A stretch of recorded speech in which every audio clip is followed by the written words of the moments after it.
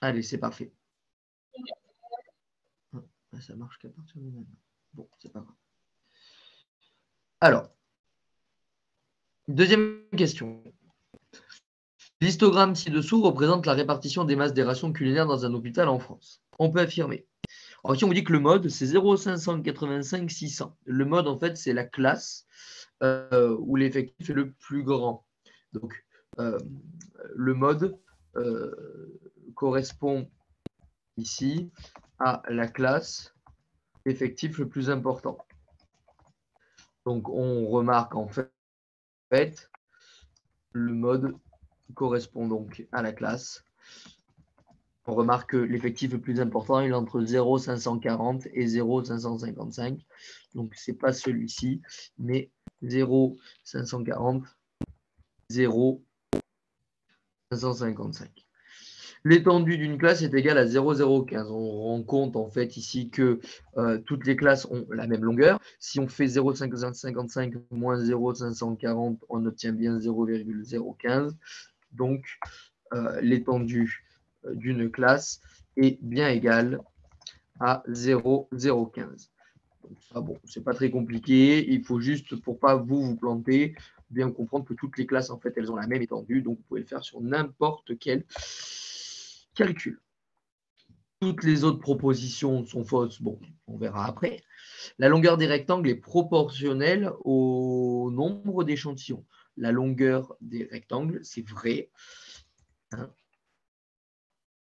La longueur des rectangles, alors je réécris la phrase, hein, mais parce qu'il n'y a rien à changer, est proportionnelle au nombre d'échantillons. Et les largeurs des rectangles est proportionnelle à la fréquence d'apparition d'une classe. Non, c'est pas vrai. Alors, je vais peut-être mettre comme ça rentre. Non, la largeur des rectangles est proportionnelle à l'étendue de la classe et pas à la fréquence. On ne voit pas pourquoi la largeur, c'est-à-dire l'écart ici en largeur, serait proportionnelle à la fréquence d'apparition. Donc, la largeur des rectangles est proportionnelle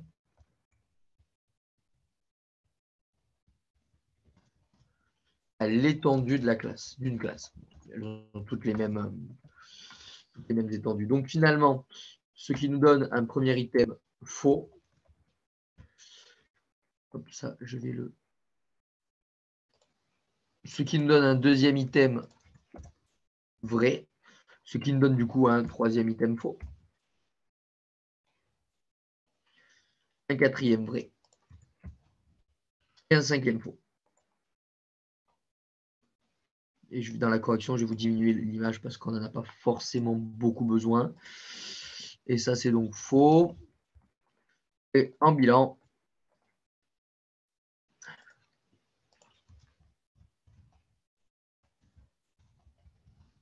on a A, on a, pardon, B, D. Des questions ou pas? Pas de questions. On est bon. Allez, je continue. Troisième question. Parmi les assertions suivantes concernant les propriétés d'un estimateur de proportion, laquelle ou lesquelles sont exactes? La réalisation de cette estimation, La réalisation de cet estimateur sans biais donne toujours des estimations différentes. Non, elle donne des estimations différentes ou bien des estimations identiques d'un échantillon à l'autre. Ce n'est pas forcément toujours différent. On peut tomber sur la même, mais on n'en est pas sûr. Donc, la réalisation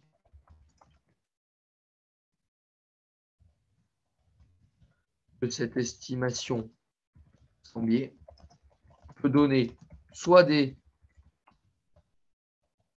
estimations différentes, soit des estimations identiques. La présence de biais est plus fréquente si la taille de l'échantillon diminue. En fait, on ne peut pas conclure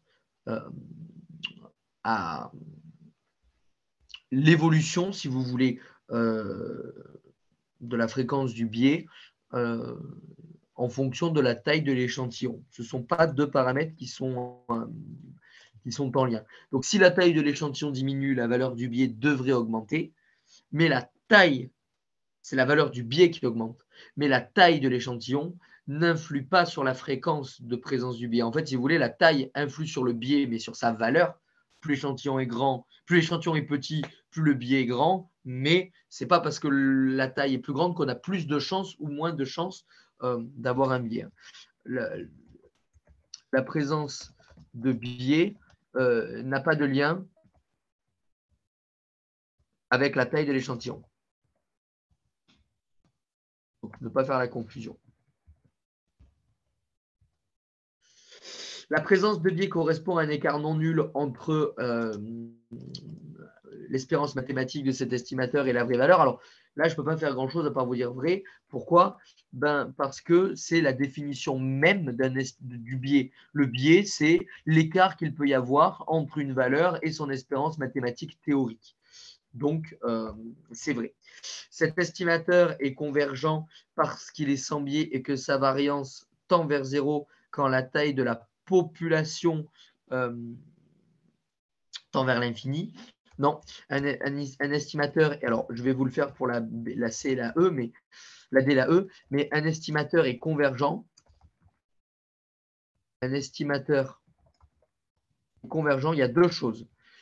Il faut que la variance tend vers zéro plus la taille que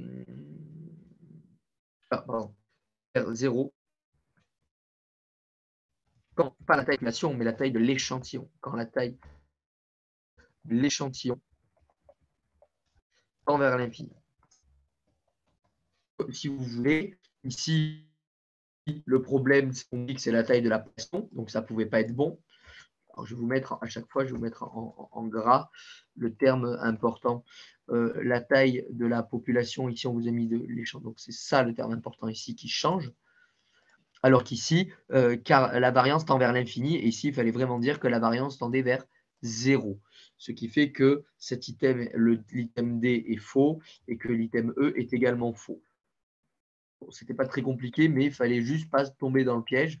Donc le bilan donnait qu'il n'y avait que la réponse C qui était bonne dans ces questions-là. Est-ce que vous avez des questions sur ces points-là? Ou est-ce que ça va? Ça va pour tout le monde? Allez, super. Eh ben, on continue. On continue. Alors là, maintenant, alors, je vais descendre ici. Je vais mettre à jour la numérotation. Comme ça, on a quand même quelque chose qui est cohérent. Donc, 4, 5, 4.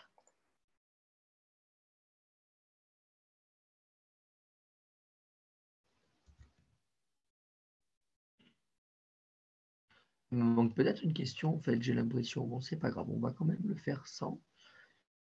Je ne sais pas pourquoi il y a ça, je ne sais pas pourquoi il y a ça, je ne sais pas pourquoi il y a ça. Hop, regardez, on ne va pas s'embêter. J'ai fait une erreur, j'ai voulu rajouter un problème. Le problème 1, on va dire que c'est que la question 3. Voilà. Et la question 4, c'en est une autre. Et la question 5, c'en est aussi une autre. Voilà. Après les questions, on repartira là avec ça. Voilà, très bien. Allez, bah écoutez, je vous laisse faire la question 3 qui est en lien avec ce petit énoncé et la question 4. Il n'y en a pas pour longtemps. C'est parti.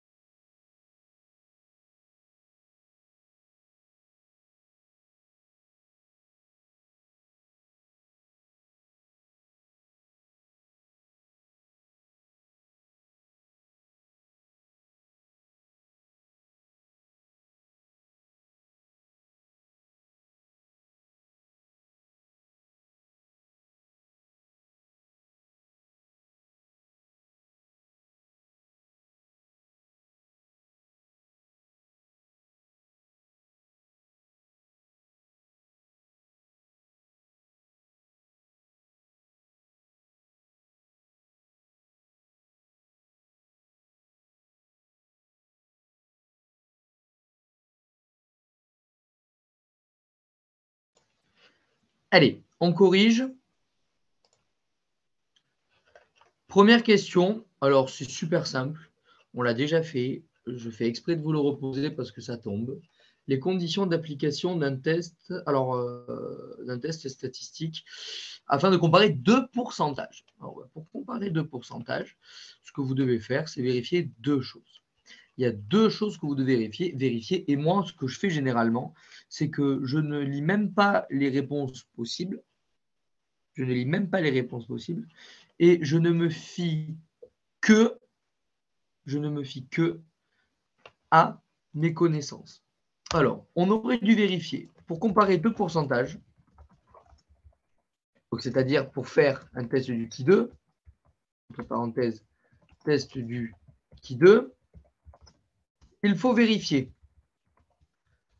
Et donc, il y a deux points à vérifier.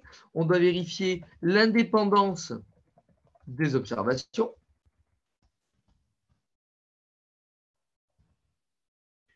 et que les effectifs théoriques de chaque cellule du tableau de contingence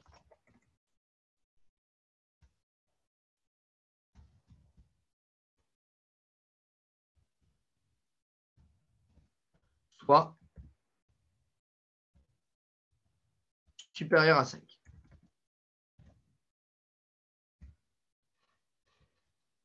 Voilà. Voilà ce que vous devez vérifier pour faire un test du qui 2. Bon, ben, maintenant, on va regarder un peu ce qu'on nous raconte. Les observations étaient appareillées. Ben, du coup, faux.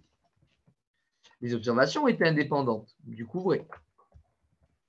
Le degré, on s'en fout. On ne vous parle pas de ça dans les conditions, donc même pas on lit. Les objectifs, et là, c'est le piège, c'est les effectifs observés. On a dit que c'était faux, hein, et je vous mets bien effectifs théoriques. Je le mets en gras, c'est rare, hein, parce que c'est vraiment l'erreur classique à ne pas produire. Et donc, les items sont faux, c'est faux, et du coup, on avait, non, pardon, là, j'ai mis faux, ouais, mais c'est faux. Donc, on n'avait que l'item B qui était bon. Donc, le bilan réponse, c'était uniquement la B. Courbe de survie.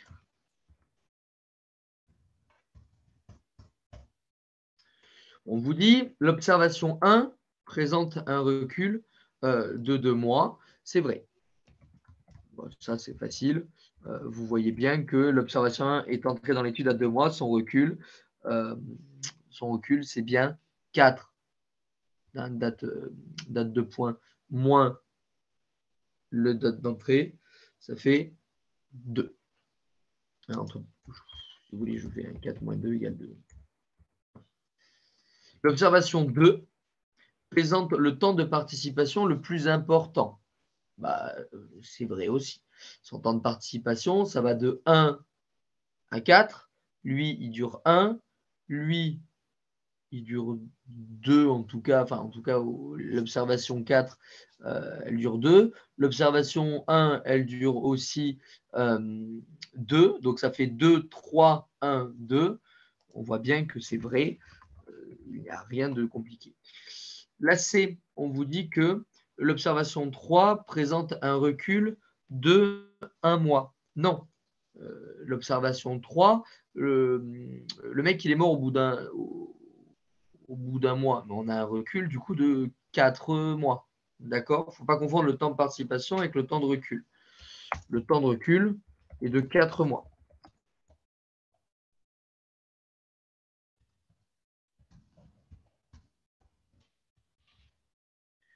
Ce qui nous rend l'item faux.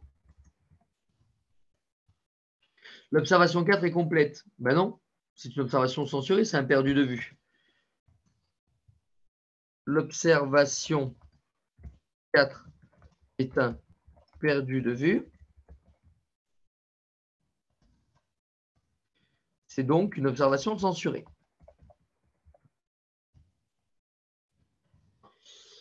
Et enfin, la présence d'ombrecensure empêche l'estimation d'une courbe de survie et on peut toujours estimer une courbe de survie. On peut toujours estimer une courbe de survie. Et vous devez juste retenir ça. Donc ici, c'est également faux. Et donc ici, c'est également faux. C'est qu'il nous fait un bilan AB.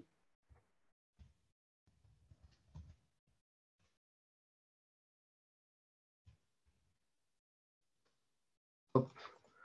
Là, du coup, c'est le problème 2.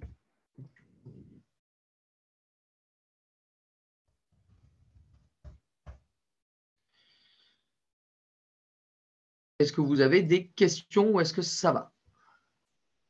Bon, c'était pas très compliqué. Non, c'est bon? Allez, super. Je vous laisse donc faire 5, 6, 7 maintenant du problème 2. C'est parti. 10 minutes, après on corrige.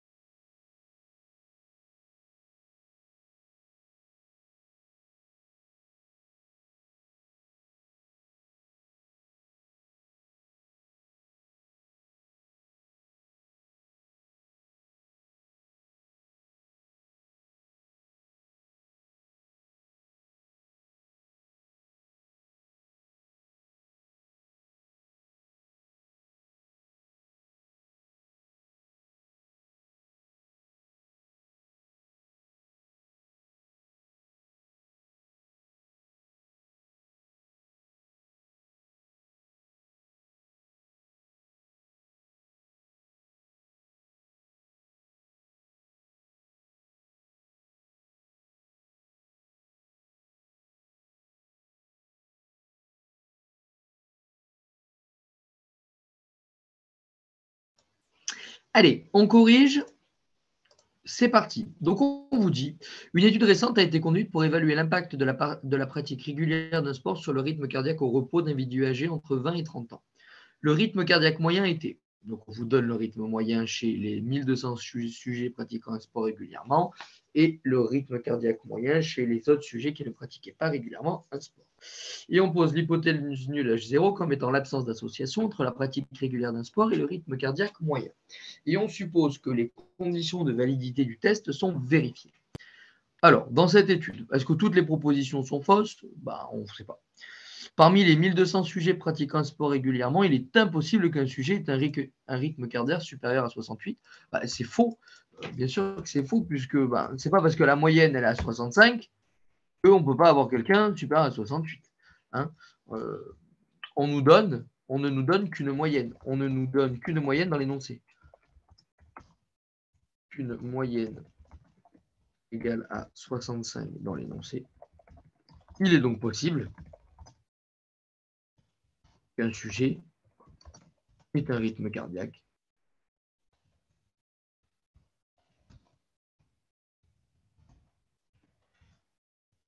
supérieur à 68. Les deux échantillons comparés sont indépendants. C'est vrai.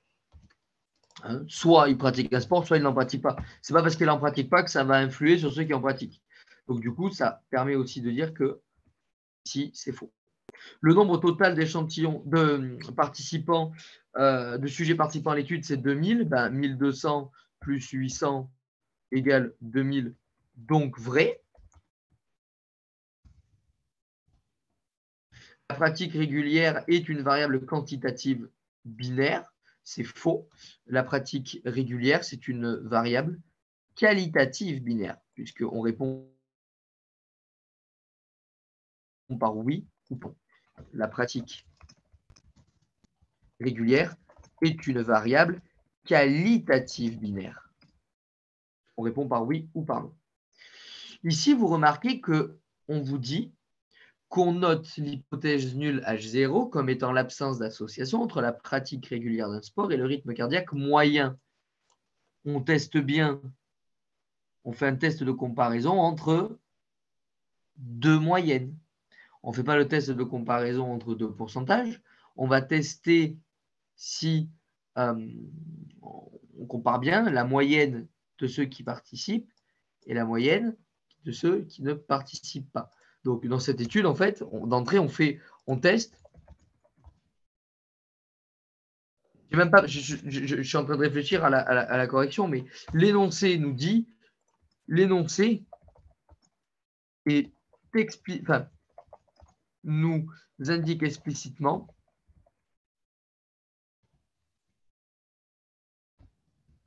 que l'on doit utiliser un test de comparaison de deux moyennes. Donc, pourcentage, on n'en parle pas. Deux moyennes, du coup, c'est le bon item. La moyenne et le pourcentage, aucun rapport. La probabilité exacte de Fisher, il y en a même qui ne savent même pas ce que c'est, et tant mieux, ça ne sert à rien. Et là, c'est faux.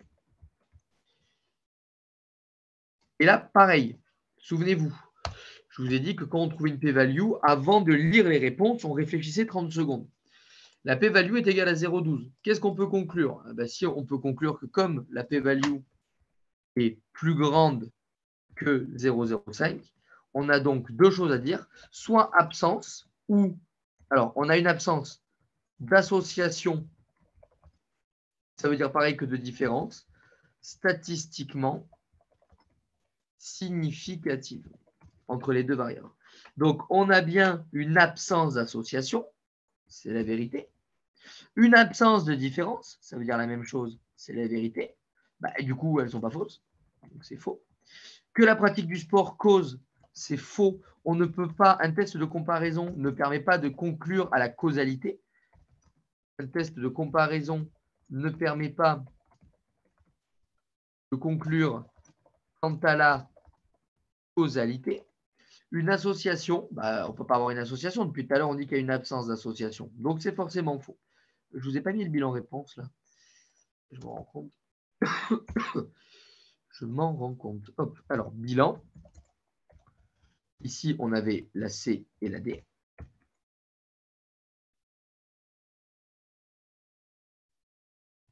Ici, on a la B.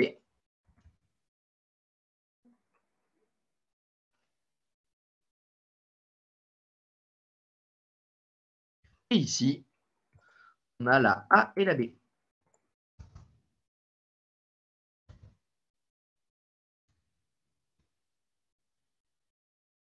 Et on a donc gagné. Est-ce que vous avez des questions ou pas? Pas de questions? Allez, nickel. Ben, on fait les 3 dernières questions du poli. Bon courage.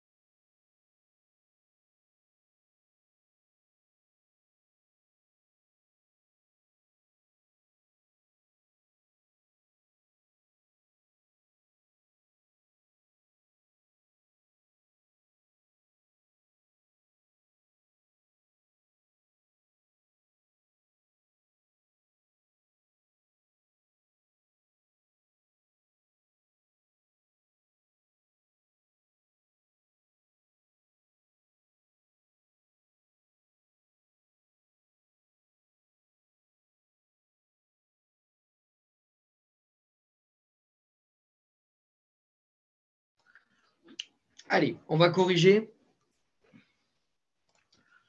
Donc, dernier bloc de problèmes, de questions. Donc, toujours pareil, un petit énoncé. On vous donne la taille d'un échantillon dans lequel on a prélevé, en fait, ici, on fait une mastectomie. On appelle grand X la variable taille de la tumeur et on vous donne des infos. Et on vous donne ces infos-là. OK.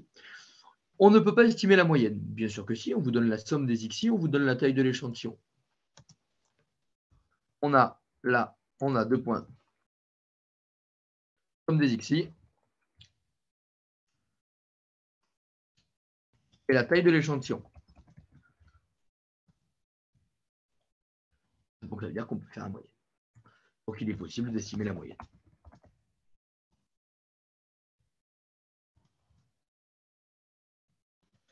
Méritem, faux. Pour la variance, ben allons-y. On sait que pour estimer la variance, donc S2, on fait la racine carrée. Même pas. Bon, ça, c'est pour l'écart type, on va aller plus vite. C'est la somme des XI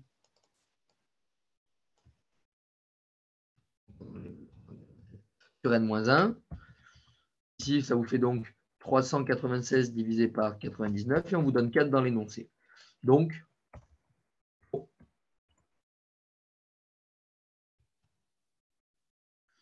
l'écart type, ben, S, c'est la racine carrée de S carré, tout simplement.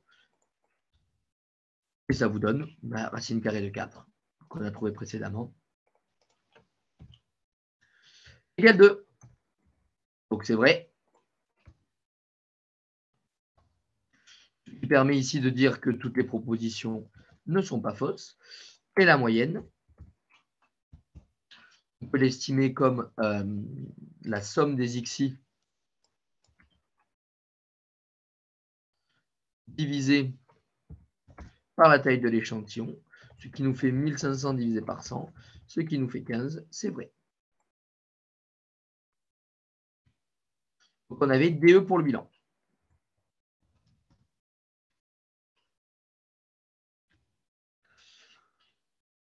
Alors, déjà, on voit supérieur, inférieur, inférieur à 19. Donc on va calculer une proba comme ça. Je fais le calcul ici. Vous savez que X, on vous le dit, elle suit une distribution normale. Donc X suit une loi normale de moyenne 15, d'écart type 2. On veut calculer la probabilité que X soit plus grand que 19, par exemple. On va centrer et réduire parce qu'on ne sait pas faire sinon. Donc c'est la probabilité que X moins 15 divisé par 2 soit plus grande que 19 moins 15 divisé par 2. Et 19 moins 15 divisé par 2, donc déjà ça on va la poser Z, c'est plus grand que donc 19 moins 15, 4, 4 divisé par 2, 2. D'accord? Ou Z, elle suit, elle, une loi normale centrée réduite. Dans la table de l'écart réduit, on trouve pour en fait une valeur absolue de epsilon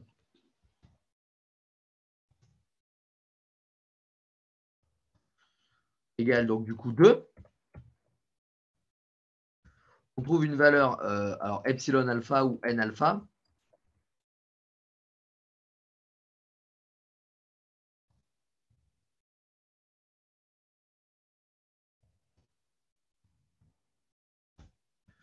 égale à peu près 1,96.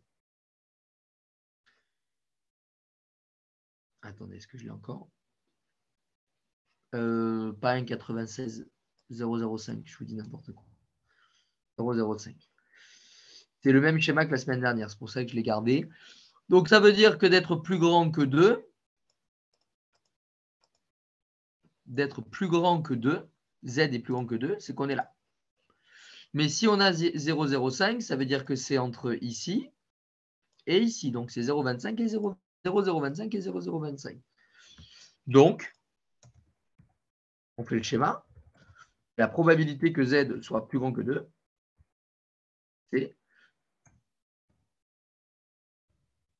c'est 0,025. Et si vous voulez, je vous le mets même là, le schéma, comme ça vous l'avez après avec vous.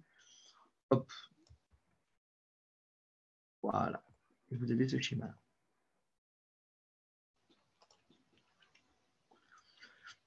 Donc finalement, la probabilité que, et ça, c'est aussi la probabilité que du coup x est plus grand que 19.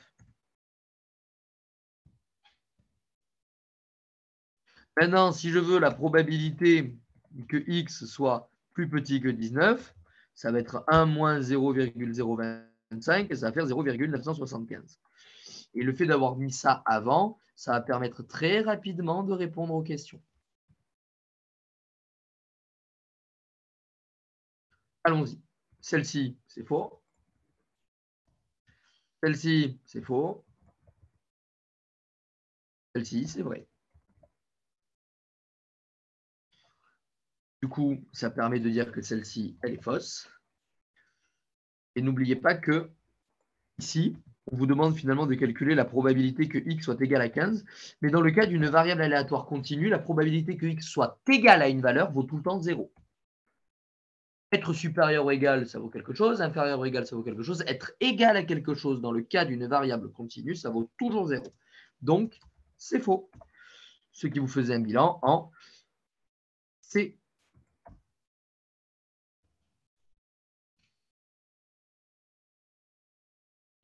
Et enfin, dernière question. On vous parle de l'intervalle de confiance à 95%. Pour l'estimer, on a besoin de l'estimation de la moyenne de l'écart type et on a besoin de la taille de l'échantillon. Nous avons toutes ces données.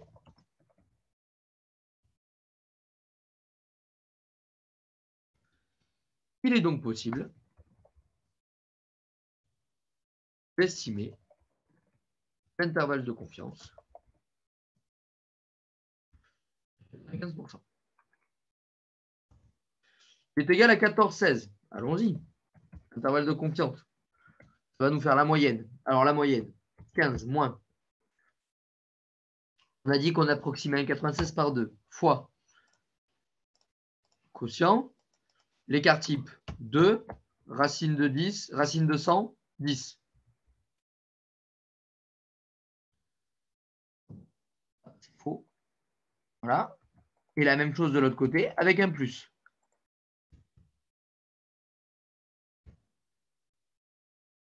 Et ça vous donne 14,6, 15,4. Donc, ici, c'est faux. Ça permet de dire qu'ici, c'est vrai. Ce qui permet ici de dire que c'est faux. Et si on aurait l'échantillon qui aurait été divisé par 2, on n'aurait pas eu une étendue 2 fois plus petite, mais on aurait eu une étendue racine de... Enfin, en gros, quand vous divisez la taille de l'échantillon par 2, vous augmentez la taille de l'intervalle par racine de 2. Donc, elle aurait eu à une étendue racine de 2 fois plus grande. Alors, du coup, ici, aurait racine de 2 fois plus petite. On tourne dans ce sens-là. Que si l'échantillon avait été de taille n égale 50 pour la simple et bonne raison que quand on est dans sa formule de l'intervalle de confiance, on divise par racine de n et pas par n. Donc si on augmente par 2, enfin si on a un échantillon 2 fois plus grand, l'étendue elle est racine de 2 fois plus petite. Ce qui permet de dire que cet item est également faux et on aurait un bilan en du coup E. Parce qu'ici, je ne l'ai pas mis, mais c'est également faux.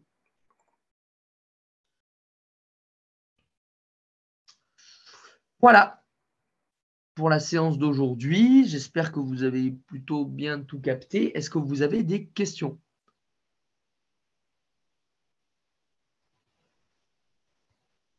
Personne, c'est bon? Non. Parfait. Bon, bah écoutez, je vous souhaite une bonne journée. Si vous avez des questions, n'hésitez pas à m'écrire.